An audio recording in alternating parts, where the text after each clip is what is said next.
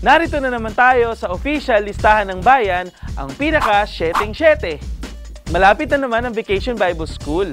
Sana naman wag nating hayaan na maging hadlang ang kakulangan sa budget sa ministry na ito na may layuning i-reach out ang mga bata. Topic today, ang top 7 na pinaka-effective support raising tips.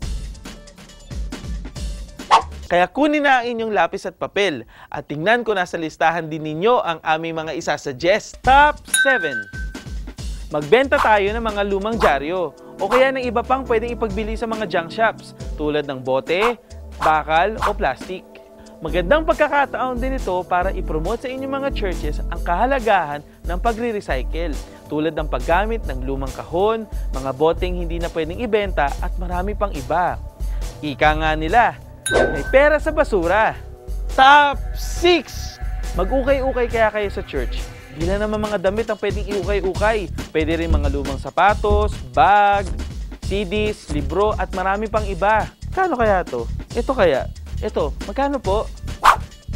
Top 5! Magluto ng breakfast, lunch, dinner o kaya kahit merienda at ito ay ipagbili. Miss, bili na po kayo! Kuya, bili na! Sir, bili na po kayo bagong luto. Top 4. Try nyo magkaroon ng fun run with a cost and cost. Yung cost, syempre VBS budget. At yung cost, kayo na bahala dun. Pwedeng 200, 500 o kaya 1,000 pesos. Top 3. Why don't you try to give some services for a fee?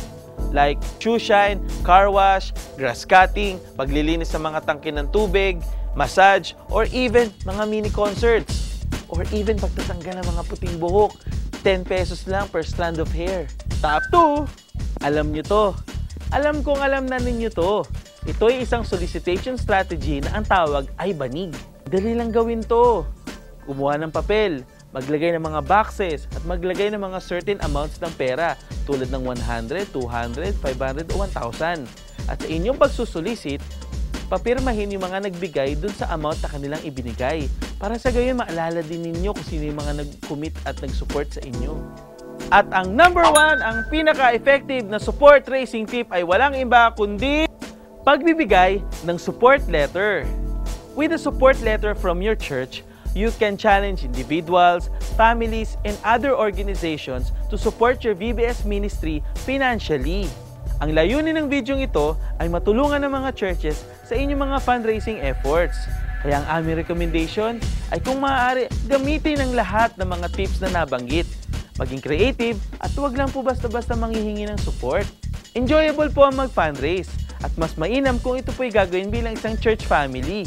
O ayan, wala nang dahilan para hindi ituloy ang inyong VBS 2012. Ano pa hinihintay ninyo? Mag-CSM Great Outdoors VBS Camp na tayo!